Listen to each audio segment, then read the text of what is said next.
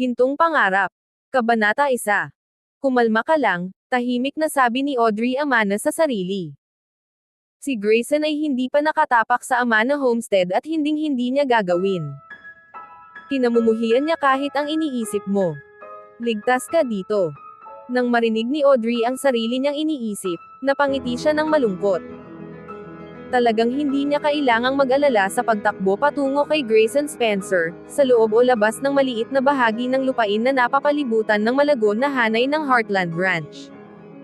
Napakalinaw ni Grayson sa huling pagkakataon na kasama niya si Audrey na nakita niya ito ng higit pa sa sapat.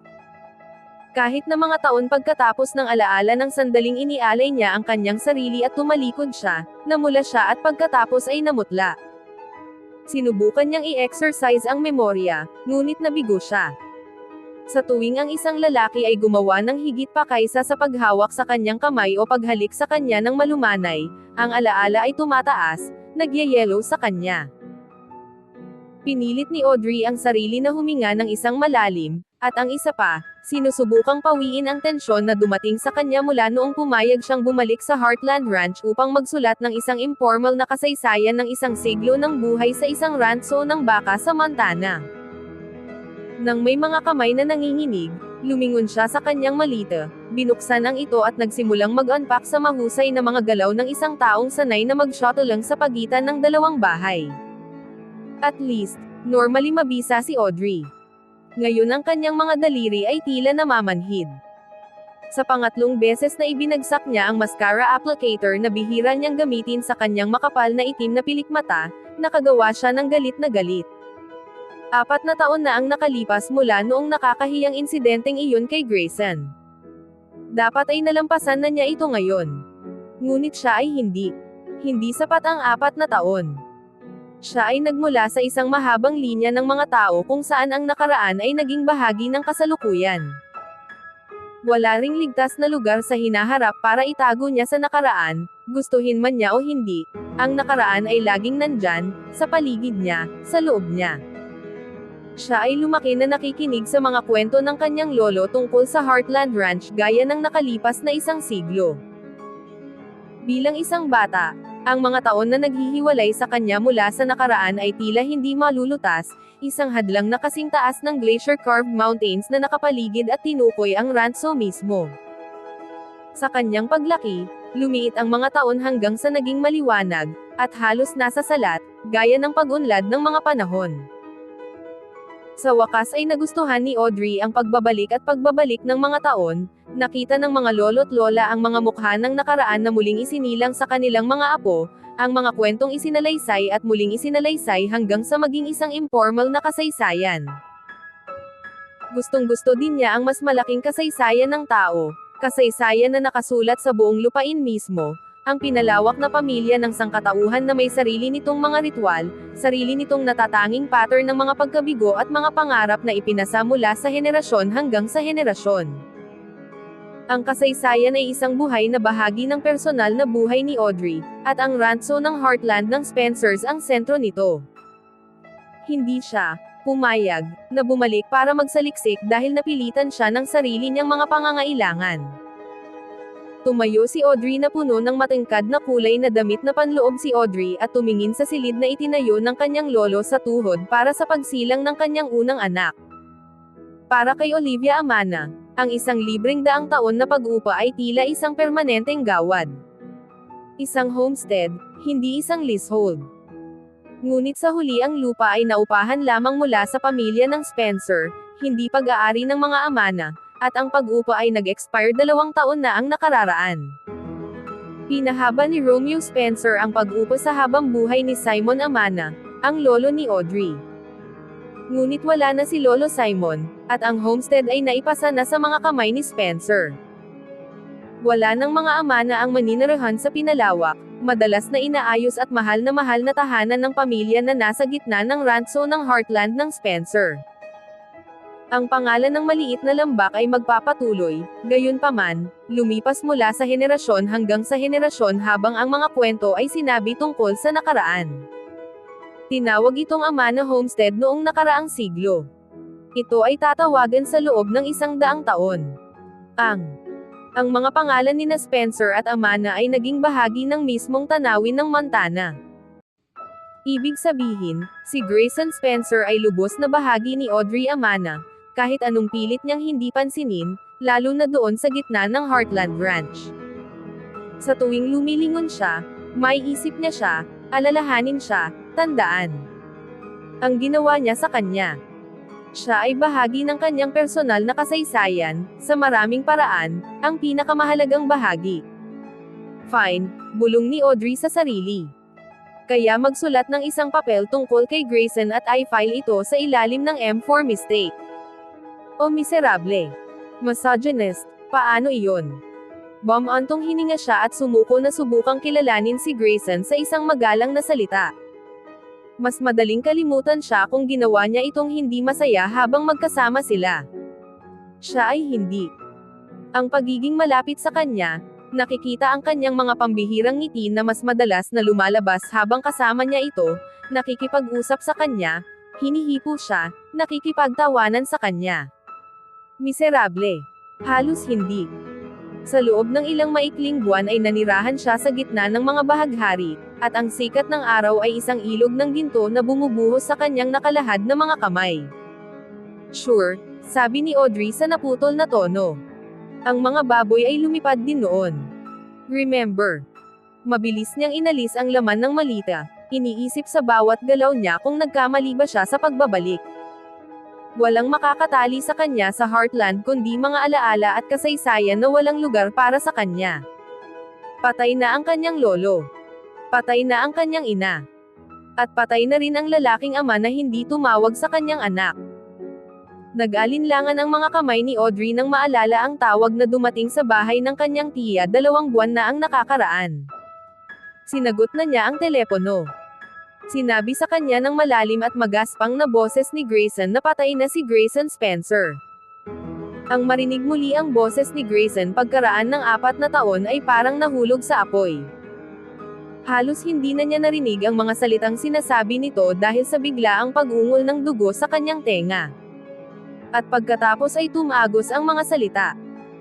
Ang lalaking umampon kay Grayson at hindi kailanman tinawag na anak, ang lalaking naging ama kay Audrey at hindi tinawag na anak na babae, ang lalaking minahal ng husto ng kanyang ina ngunit hindi matalino si Grayson Spencer ay patay na.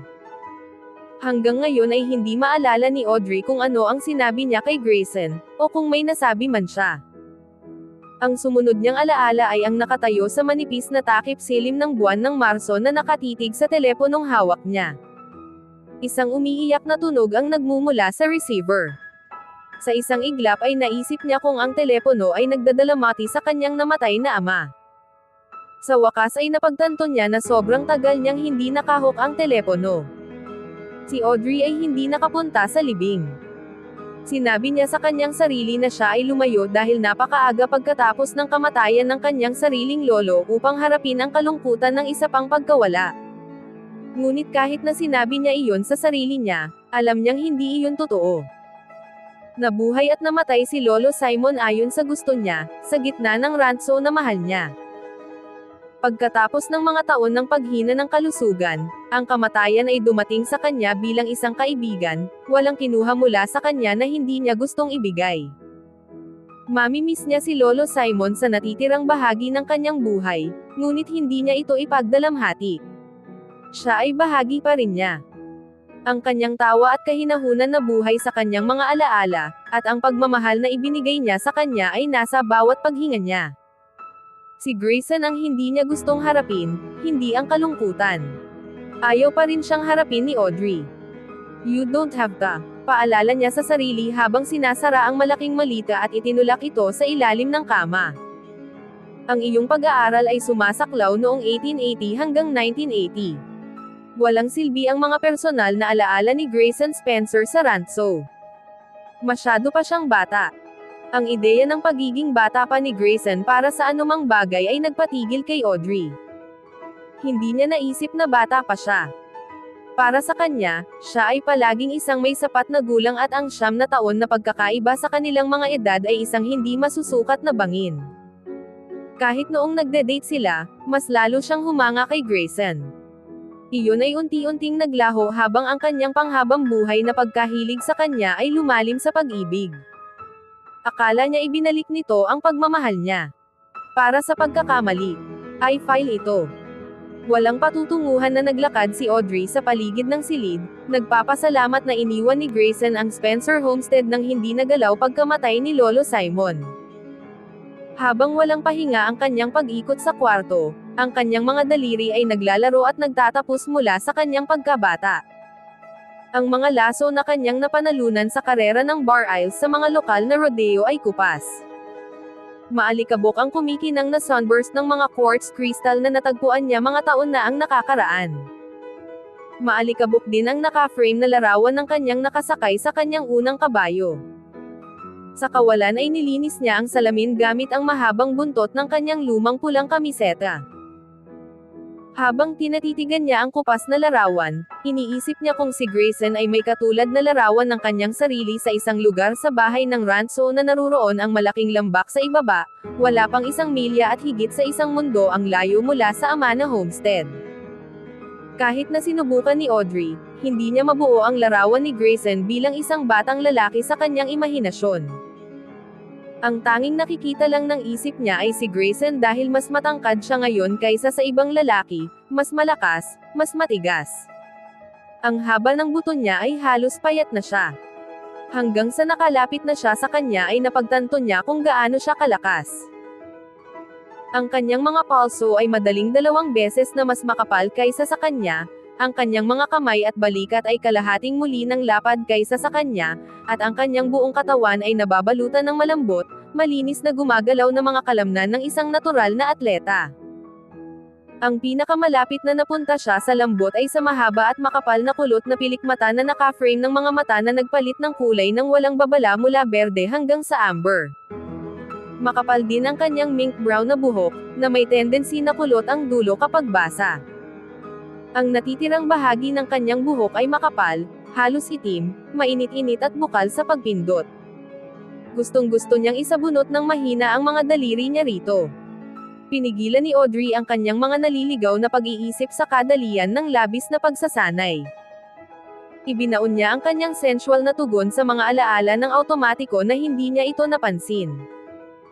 Sinubukan niyang makipag-date sa ibang mga lalaki mula nang lubos siyang tinanggihan ni Grayson, ngunit hindi siya nakasagot sa kanila. Dahil natigilan siya nang subukan nilang maging intimate sa kanilang mga haplos, inisip niya na likas na nilalamig siya. Hindi naging ganoon kasama si Grayson, ngunit noon, si Grayson ay palaging exception sa bawat tuntunin. Minahal niya ito bago pa niya natutunan ang anumang depensa laban sa pag-ibig. Iba na ngayon. She was very well defended.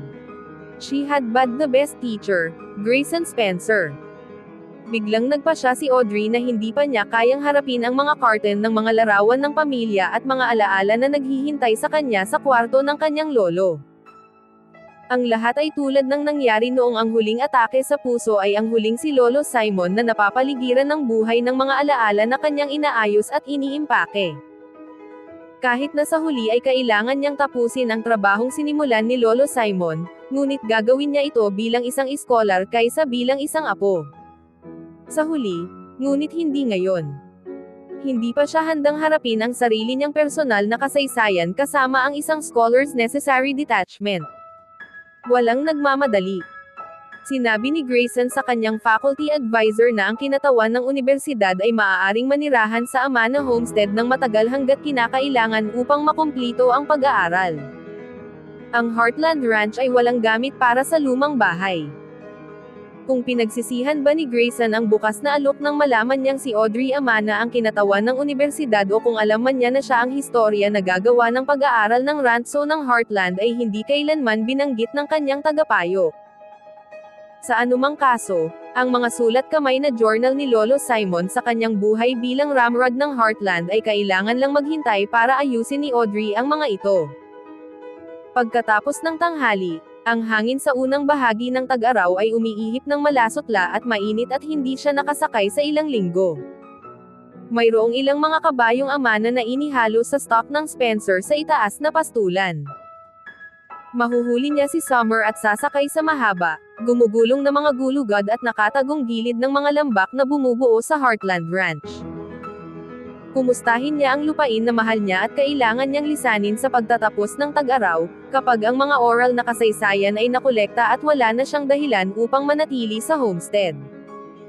Sa labas, nakita ni Audrey ang maliliit na senyales ng pagkasira na dumating sa 6 na buwan mula nang mamatay si Lolo Simon.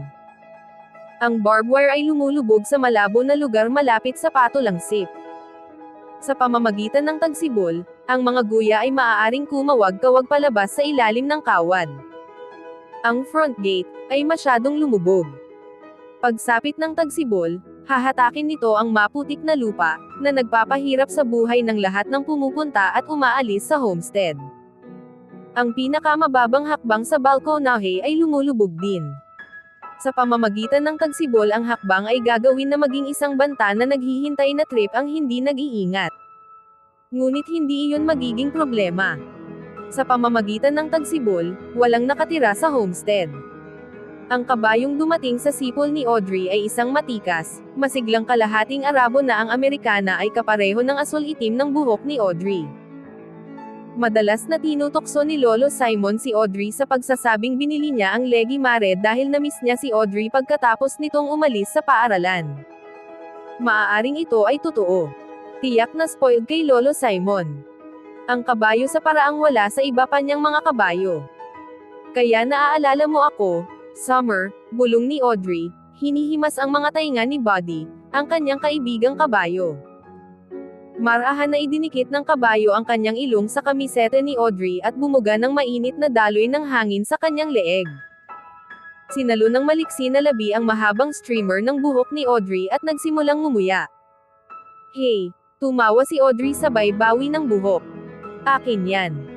Nakahanap si Serenelli Summer ng isa pang strand at sinimulan itong bibigkasan.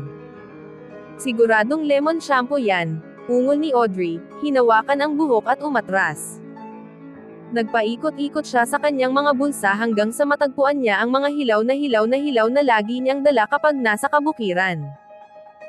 Gamit ang lumilipad na mga daliri ay itinali niya ang kanyang buhok sa isang mahabang tirintas, itinali ito at ibinalik sa kanyang balikat. Kaagad na nagsimulang kumalas ang mga hibla at malumanay na pumulupot sa kanyang mukha, na nagmukhang mas bata sa kanyang 22 taon. Ang kanyang mga mata ay kasing linaw at bughaw na gaya ng isang mataas na bundok na lawa at kasing lilim ng nakatagong kailaliman at agos. Ang kanyang mga mata ay nagpapahiwatig ng mga misteryo at emosyon na bihirang gumugulo sa kanyang balat, tulad ng mga kurbadong linya ng kanyang mga suso at balakang ay nagpapahiwatig ng isang babaeng kahalayan na isang lalaki lamang ang nahawakan. Pinigilan ni Audrey ang kabayong si Summer at inakay pabalik sa maliit na kamalig. Habang naglalakad, lumingon-lingon siya sa paligid, pakiramdam niya ay may malapit na tao. Hindi ito isang hindi mapakali o nakakatakot na pakiramdam. Simple lang doon, parang sikat ng araw. Ngunit sa tuwing lumilingon siya sa paligid, ang kabukiran ay walang laman ng lahat maliban sa mga kabayo at baka. Sa loob ng kamalig ay medyo nabawasan ang pakiramdam ng ibang tao na nasa malapit. Nagkibit balikat si Audrey at sinimulang linisin ang kabayo. Habang nagtatrabaho siya, napagtanto niya na malamang na may nag-aalaga kay Summer mula nang namatay ang kanyang lolo. Ang Amerikana ng kabayo ay may makinis na nagmumula lamang sa maingat na pag-aayos, ang kanyang mahabang buntot ay walang buhol-buhol at ang kanyang mga kuko ay pinutol at sinapitos kamakailan. Sino sa mga matandang kaibigan ni Lolo Simon ang nasugatan mo sa iyong maceland na maliit na kuko? Tanong ni Audrey. Sino kaya? Ngumuso si Summer at inilipat ang kanyang timbang. Ang kanyang mahabang buntot ay nag-swipe, na nagpapadala ng mga langaw na umuugong upang makahanap ng hindi gaanong buhay na target. Hindi sinasabi, ha? Hindi kita sinisisi. Kung mayroon akong isa sa mga matitigas na matandang anak na lalaki na kumakain sa kamay ko, itatago ko rin ito. Mahigpit na kinapit ni Audrey ang saddle, pagkatapos ay automatikong sinuri ang lahat ng mga strap para sa pagsusuot tulad ng ginagawa niya sa simula ng tag-araw kapag bumalik siya sa rancho. Ang cinch buckle sa offside ay bago, pati na ang stirrup buckle. Ang webeng ng cinch mismo ay pinalitan. Sa isang mahinang tunog ng sorpresa, sinuri ni Audrey ang bawat piraso ng tack ni Summer. Ang bahay steady ay maaaring nagkakagulo sa mga gilid, ngunit ang gamit ni Summer ay hindi. Maingat itong na-recondition, lahat ng ito, mula sa headstall hanggang saddlebags. Walang babagsak o bibigay sa ilalim ng biglaang stress, ibinabato si Audrey. Well, Summer. May utang tayo sa isang tao ng double batch ng chocolate chip cookies. Mahigpit na tinulak ng kabayo si Audrey gamit ang isang peles na nguso, malinaw na nais na tapusin ang paghahanda at simula ng biyahe. Nagustuhan ni Summer ang paggala sa lupa, gayon din si Audrey. Sige, sige, sabi ni Audrey, itinulak ang ilong ng kabayong babae sa tiyan. Naririnig kita. Inakay ni Audrey ang kabayong babae palabas ng kamalig at ini-mount ang kanyang Swinley, tinatakan ng malalim sa saddle na inaasahan niya at hila-hila ang ilang minuto habang si Summer ay nagtatrabaho sa mga buwan na hindi nakasakay. Sa halip na isang magiliw na round ng bakang, agad na nanirahan si Summer sa isang ground-eating lope. Ang isang tao ay gumawa ng higit pa kaysa sa pag-aayos at pagsapatos ng kabayo. May nakasakay din sa kanya. Isang taong humiling ng mabuting asal at pagtugon, ngunit ginawa ito sa paraang nananatiling buo ang malambot na bibig at kasabikang masakiyan ng kabayo. That lets out Murchison, sabi ni Audrey, hinahaplos ang itim na leeg ng kabayo. Siya ay isang mabuting tao, ngunit siya ay may isang mabigat na kamay sa bit at spurs. Ibinalik ni Summers ang isang tainga sa boses ng kanyang sakay. Pagkatapos ang magkabilang tainga ng kabayo ay bumaril. Tumangala si Audrey at nakita ang silhouette ng isang rider sa ridgeline sa kanyang kanan, na tinatanaw ang maliit na lambak ng Amana Homestead at ang bahay ng rancho ng Heartland Ranch sa mas malaki, mas mababang lambak ng ilog. Nang maamoy ng kabayo ang amoy ng kabayo at mga ngabayo, tinanggap niya ang isang pagbati. Si Audrey ay hindi halos malugod na tinatanggap. Hindi niya kailangang makita ang mga natatanging pattern ng Appaloosa na paboritong bundok ni Grayson upang makilala ang rider bilang Grayson Spencer. Walang taong sumakay na katulad niya, madaling nakaupo sa kabayo na para bang doon siya isinilang kaysa sa isang malayong lungsod. Walang ibang lalaki nagkaroon ng kombinasyon ng lakas, bilis at kagandahang lalaki ni Grayson. Walang pag-aalinlangan na ginabayan ni Audrey si Summer papunta sa Elchfort ng trail, palayo sa Grayson. Sabay-sabay na humigpit ang kanyang mga binti sa paligid ng makinis na bar aisles ng kabayo, na humihimok ng mas mabilis na lakad. Walang malay ang mga reaksyon ni Audrey. Napagkasunduan niya ang kanyang buhay bilang iligal na anak ni Robert Spencer. Tinanggap niya ang pagkamatay ng kanyang ina 10 taon bago ang isa sa mga thunderstorm sa tag-araw na labis na minahal ni Brenda Amana. Tinanggap ni Audrey ang pagkamatay ng kanyang lolo at ang pagkawala ng tahanan at ang lupang mahal niya. Ngunit hindi niya napagkasunduan ang pag-aalay ng sarili sa isang lalaking hindi naman siya ginusto sa anumang paraan. Masasabi ni Audrey sa mga kilos ni Summer na pinaharurot sila ni Grayson sa ridgeline. Alam din niya ang lupain tulad ng alam niya. Sa lalong madaling panahon ang lambak ay makitid sa isang bangin na nagbubukas sa pastulan ng tahanan ng Heartland. Isa pang landas ang bumalandra sa bangin na iyon, ang landas na tinatahak ni Grayson. Matagal bago maabot ang kaligtasan ng pastulan, siya ay makulong. Kailangan niyang makita si Grayson ng malapitan, kausapin, kilalanin ito sa anumang paraan at ipinangako niya sa sarili na hindi niya kailangang gawin ang alinman sa mga bagay na iyon hanggat hindi siya handa. Hindi siya handa.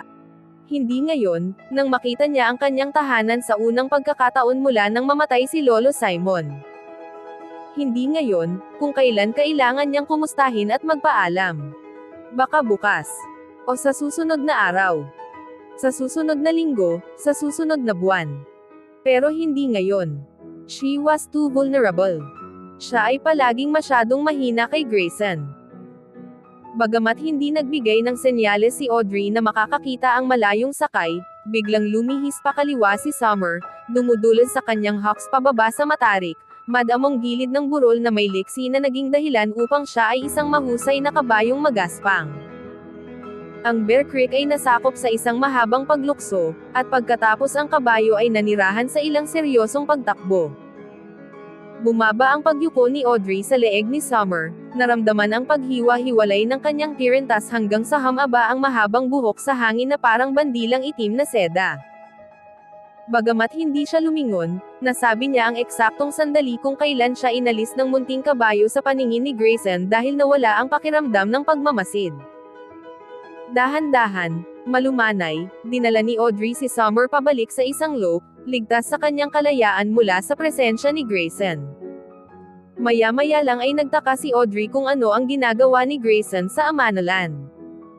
Sa pagkakaalam niya, hindi pa siya gaanong nakarating sa homestead. Marahil iyon ang paliwanag na nakikilala niya sa isang bahagi ng Heartland na ngayon ay kanya ng pamahalaan. Iyon ay magiging katulad ni Grayson. Ano man ang maaaring isipin niya sa kanya ng personal, walang duda tungkol sa kanyang mga kwalifikasyon upang pamahalaan ang isang ranso. Sa loob ng mga taon mula nang ma-stroke ang kanyang ama, napatunayan ni Grayson ang kanyang kakayahang gawing umunlad ang lupain at ang negosyo. Isa siyang Spencer sa lahat maliban sa dugo. Sa kasamaang palad, dugo lang ang mahalaga sa lalaking umampon kay Grayson. Ang dugo ay hindi sapat para hiwalayan ni Romeo Spencer ang kanyang asawa at pakasalan ang babaeng nagbigay sa kanya ng anak na babae, bagaman. Madalas na iniisip ni Audrey kung bakit. Tulad ng kanyang hindi lehitimong kapanganakan, kilalang-kilala ang pagkahumaling ni Romeo sa isang tagapagmana ng dugo. Kailanman ay hindi hiniling ni Audrey sa kanyang lolo na ipaliwanag ang mga kilos ng manliligaw ng kanyang ina, na ipaliwanag ang patuloy na pagmamahal ng kanyang ina sa isang lalaking magiging ama ng isang anak at pagkatapos ay hindi ito kikilalanan. Ang paksang iyon ay ang isang paksang na garantisadong papalitan ng kalungkutan ang tawa sa mukha ni Lolo Simon. Sa huli ay tumigil na sa pag-iisip si Audrey at tinanggap na lamang ang misteryosong pinag-uugnay na buhay ng kanyang mga magulang habang tinatanggap niya ang kidlat ng tag-araw o ang mga kristal na pattern ng yelo na namumuo sa mga gilid ng mga sapa ng autumn na. Naunawaan niya ang katotohanan ng yelo at kidlat. Ang misteryo ng mga ito ay nanatiling hindi nagalaw, hindi nahahawakan. Sa oras na marating ni Audrey ang malawak na lambak ng ilog na siyang sentro ng Heartland Ranch, mas kalmado ang pakiramdam niya, halos nahihiya siyang tumakas kay Grayson. Marahil ay magugulat siya kapag nakita siya nito gaya ng pakikipagkita nito sa kanya. At malamang nagamaan ang loob niya nang pumili siya ng isa pang landas, kaya hindi na kailangan ng alinman sa kanila na magkaroon ng magalang na pag-uusap. Tiyak na hindi siya mas sabik na harapin siya kaysa sa harapin siya nito. Sa katunayan, sigurado siya na ito ay isang pagpupugay sa mapanghikayat na mga alindog ng kanyang faculty advisor na siya ay nasa ranso. Naisip na lang niya kung ano ang sinabi ni Grayson sa paksa ng isang informal na kasaysayan ng pamilya sa Heartland na ginawa ng bastard na si Romeo Spencer. Tunog ng mahabang "you." Tinawag si Audrey ng kanyang mga iniisip. Lumingon siya at nakita niya ang isang lalaki na nakatayo sa kanyang mga stirrup at winawagayway ang kanyang sombrero sa malawak na pangwalis upang makuha ang kanyang atensyon. Nakilala niya si Lorenzo at mabilis niyang iniliko si Summerhill patungo sa kauhan. Habang magkatabi ang mga kabayo ay yumuko siya para bigyan siya ng mabilis na yakap. Lalong gumaganda ka sa tuwing nakikita-kita, Audrey. Tingnan mo ang mga mata ng iyong ina, at alam ng Diyos na hindi na niya ginawang asul pa. Paano ka tinatrato ng lungsod? I got a reprieve from concrete, sabi ni Audrey, nakatayo sa stirrups para maabot niya ng halik ang maitim na pisngi ni Lorenzo. Nasa ranso ako hanggang sa maubos ang pasensya ni Grayson o kaya'y ay pump ko ang mga cowhands na tuyo ng mga kwentong Heartland alinman ang mauna. Hinding-hindi tayo mauubusan ng mga kwento. And that's a fact. Mukhang nandito ka magpakailanman at isang araw. Lahat kami ay nagtsatsyampang at pransang sa lugar, naghihintay lang na alisin mo ang iyong katawan tape recorder at gawing tanyag tayo. Ayokong makialam sa trabaho mo, mabilis na sabi ni Audrey, na ipinahayag ang parehong takot na mayroon siya sa kanyang tagapayo. Ayaw niyang gumawa ng anumang bagay na magpapababa sa atensyon ni Grayson, lalo na ang galit nito. Ngayon, Huwag kang mag-alala tungkol kay Grayson, sabi ni Lorenzo, tinapik ang kamay ni Audrey gamit ang kanyang mga daliring may pilat sa trabaho. Sinabi na niya sa mga kamay na siya ay lahat para sa pagtulong upang turuan ang Pipong Basher, mga tagalungsod na hindi alam kung aling dulo ng kagat ng kabayo at kung alin ang sumipa. Sinabi niya sa amin na maging matulungin sa iyo. Hindi sa gagawin namin wala pa rin. Ang apo ni Lolo Simon ay solidong ginto sa mga bahaging ito, at alam ito ni Grayson. Binigyan ni Audrey si Lorenzo ng nagdududang tingin. Sinabi sa'yo ni Grayson para tulungan ako. Pareho ba tayong Grayson Martin Spencer? The exact same fellow, sabi ni Lorenzo, tumango ng mariin. Gumawa ng tunog si Audrey na maaaring may ibig sabihin at wala. Ngayon ay hindi ko sinasabi na wala siyang ilang mga blind spot, katulad ng sinuman, patuloy ni Lorenzo, tinapik ang balikat ni Audrey sa tahimik na pag-unawa. Siya ay isang matigas na tao ngunit isang magaling, at ang pinakamagandang ramrod na nakita ng damit na ito mula nang irehistro nito ang tatak at kasama ang iyong Lolo Simon. Nagulat si Audrey kay Lorenzo. Madiin siyang tumango. At higit pa, si Lolo Simon ang unang nagsabi nito. Si Lolo Simon ay walang pasensya sa mga computer na nagsasabi sa isang tao kung ano ang gagawin kapag umuulan, o para sa mga baka na naghahadjust ng mga guya sa pamamagitan ng mga toro na hindi nila kailanman nakilala. Si Grayson ay hindi nabaliw sa kanilang mga computer, ngunit alam niya kung ano ang ranso, at nakikita niya at nakukuha ang mga pangangailangan nito. Saglit na hindi alam ni Audrey ang sasabihin. Pagkatapos ay nagsalita siya sa isang malambot, na mamaos na boses. Natutuwa akong si Grayson ay mabuti para sa ranso. Ang lupaing ito ay karapat-dapat sa isang taong nakakaalam at nagmamahal dito kung ano ito. Ang Rortland ay buhay, tulad natin, at nangangailangan ito ng pangangalaga. Kung pangangalagaan mo ito ay ingatan mo. Alam iyon ni Lolo, at itinuro niya iyon sa akin. Hinanap ng singkit at maitim na mga mata ni Lorenzo ang mukha ni Audrey, nakikita ang parehong katotohanan at kalungkutan sa kanyang ekspresyon. Kung tatanungin mo, sigurado akong hahayaan ka ni Grayson na manatili sa homestead hanggat gusto mo. Impyerno, ang dami niyang sinabi sa akin pagkatapos ng Reyna Beer, pagkatapos ng pagkamatay ng kanyang ina. Halos mapangiti si Audrey sa pagkadulas ng dila ni Lorenzo. Si Hannah Martin Grayson, kilala sa mga kamay bilang Queen Beach, ay naging mahirap pakisamahan. Ngunit pagkatapos, mayroon siyang dahilan. Hindi naging madali sa kanya ang pagkaalam na ang may bahay at bastardo ng kanyang asawa ay nakatira sa ranso na wala pang 1 milya ang layo mula sa kanyang tahanan. Hindi alam ni Audrey kung bakit hindi hiniwalayan ni Mrs. Spencers ang kanyang asawa. Tiyak na tila walang gaanong pagmamahalan ang nawala sa pagitan nila, kahit na pagkamatay ni Brenda Amana. Ang nagtatagal na kasal ng Spencer ay isang iba pang misteryo mula sa pagkabata ni Audrey na hindi niya hinabol habang siya ay lumaki, isa pang bahagi ng kanyang personal na kasaysayan na tinukoy sa pamamagitan ng katahimikan sa halip na sa ilalim ng katayuan. If you don't believe me, Lorenzo continued earnestly, itanong mo na lang kay Grayson. Hindi, mabilis na sabi ni Audrey. Ngumiti siya upang alisin ang gilid ng kanyang pagtanggi. Mahigit 100 taon na ang nakalilipas, iniligtas ni Emmanuel Amana si Gregor Spencer mula sa paghagupit ng isang kulay abong tao. Matagal nang nabuhay ang mga Amana sa bagay na iyon. Ang dating utang ay higit pa sa nabayaran. Napabuntong hininga si Lorenzo at ibinaba ang kanyang sombrero, isang kilos na alam ni Audrey mula pagkabata. Hindi siya sumang-ayon, ngunit hindi niya direktang nakikipagtalo sa punto.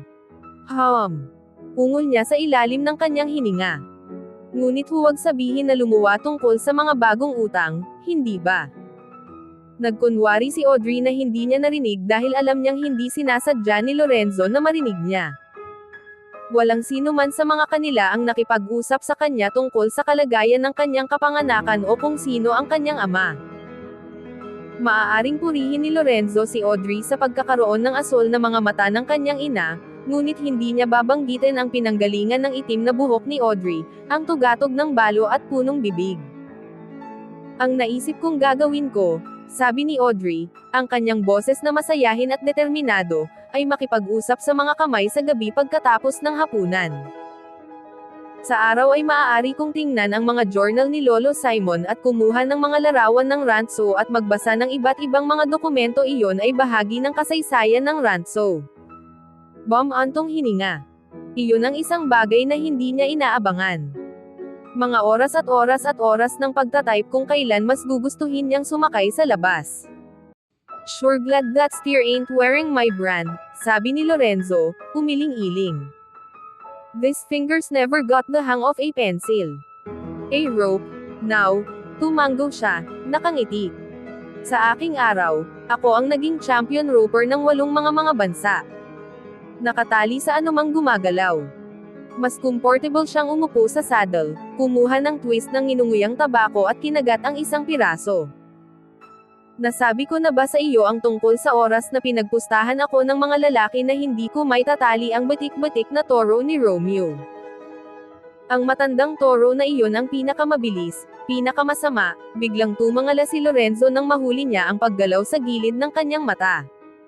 Magtaka kung ano ang gusto ni Grayson. Nakita rin ni Audrey ang paggalaw, at nakilala ang malaking Appaloosa cantering papunta sa kanila.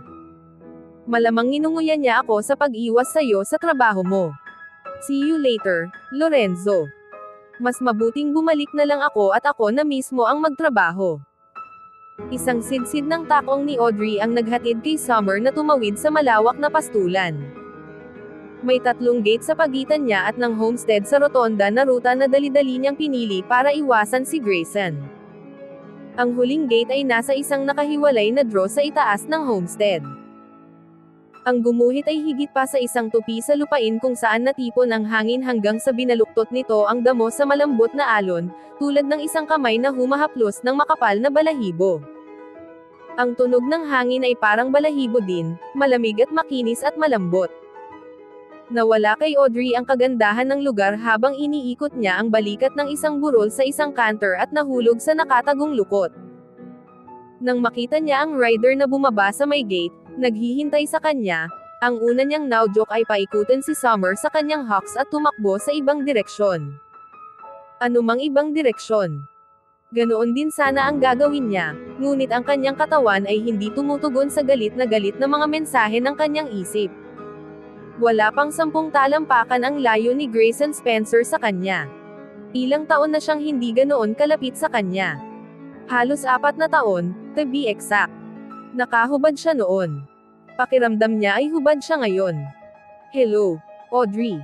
Welcome home. Abangan ang susunod na kabanata.